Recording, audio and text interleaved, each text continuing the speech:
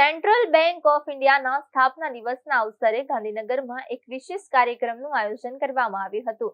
વિદ્યા ભારતી અને સફલ વિદ્યાલયના સહયોગથી એક પેડ માં કે નામ અભિયાન અંતર્ગત કુલ 115 વૃક્ષોનું વાવેતર કરવામાં આવ્યું। આ પ્રસંગે પર્યાવરણ સંરક્ષણનો સંદેશ આપતા વિકસિત ભારત 2047ના લક્ષ્યને સાકાર કરવાનો સંકલ્પ પણ લેવાયો હતો।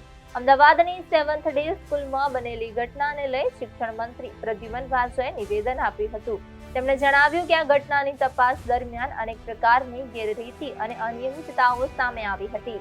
મળેલા અહેવાલોના આધારે વિદ્યાર્થીઓના હિત અને સુરક્ષાને ધ્યાનમાં રાખી સ્કૂલનો વહીવટ સરકારના હસ્તક લેવાનો નિર્ણય કરવામાં આવ્યો છે। સરકાર દ્વારા હવે સંસ્થાનું સંચાલન નિયમસર અને પારદર્શક રીતે કરવામાં આવશે।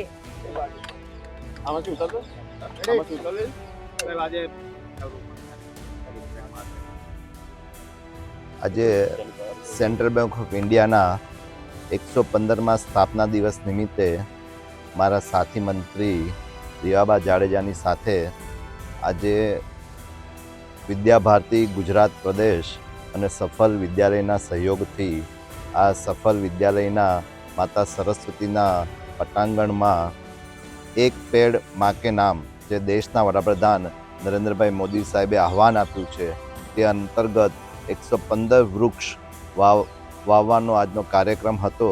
એ કાર્યક્રમમાં અત્રે ઉપસ્થિત રહ્યો છે અને વૃક્ષ વાવો અને પર્યાવરણ બચાવો એ થીમ સાથે આ દેશમાં આપણી સંસ્કૃતિ અને 2047માં જ્યારે ભારત દેશને આઝાદીના 100 વર્ષ પૂરા થશે ત્યારે વિકસિત ભારત 2047ના સપનાને સાકાર કરવા માટે આજે બધા જ લોકો આ કાર્યક્રમમાં ભેગા છે।